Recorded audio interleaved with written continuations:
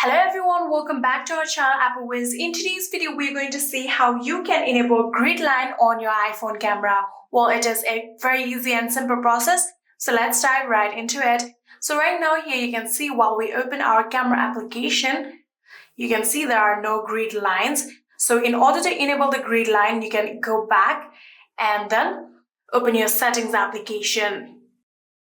So after opening your settings application, now you're going to scroll down. And under the accessibility option, you can see there is the option of camera. You can tap on it. And here you can see there is the option of grid under the composition. All you have to do is simply just toggle on this button in order to turn on grid on your iPhone camera.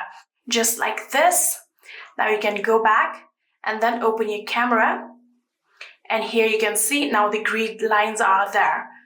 Easy as that, it is all done. Yeah, that is it. That is how you can enable your grid line in iPhone camera. I hope this video was helpful to you guys. If it was, please do not forget to hit that subscribe button and like our video. Thank you so much for watching. See you in the next.